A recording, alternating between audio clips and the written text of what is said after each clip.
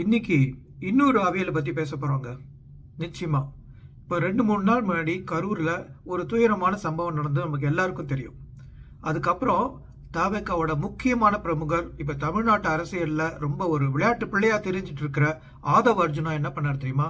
இந்த gen G, இந்த மக்கள், இந்த மாணவர்கள், இந்த இளைஞர்கள் எல்லாம் துடிச்சு எழுந்து இந்த திமுக அரசை அது வந்து கலைக்கணும், திமுக அரசுக்கு எதிராக ஒரு போராடி அதை மாற்றணும் அப்படிங்கிற ஒரு அர்த்தத்தில் ஒரு பதிவை போட்டார்.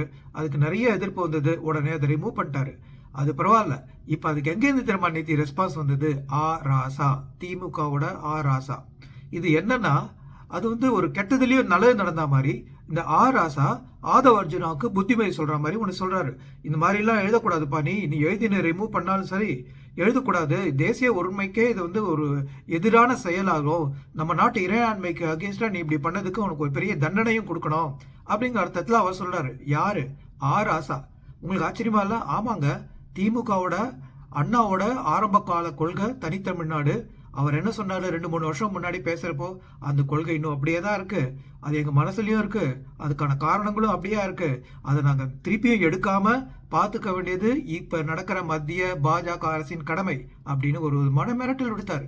அதை ஒரு ஒரு ஒரு பேச்சு கூடத்துல சொல்ற மாதிரி சொல்லி அவங்க அப்படியே வந்து சமாளிச்சுட்டு எடுத்துட்டு போனாங்க. பட் அவங்க மனசுல அது இருக்கு, அது நமக்கு தெரியும். ஆனா இப்ப என்ன, ஒரு கெட்டதுலயும் நல்லது நடக்கிற மாதிரி ஆதவ் அர்ஜுனாக்கு இவர் புத்திமதி சொல்றாரு. இது எப்படி இருக்கு? இது அரசியல் தானே, இல்ல அவியலா? என்னை பொறுத்த வரைக்கும் அவியல். அவர் அரசியலா நினைச்சு பண்றாரு.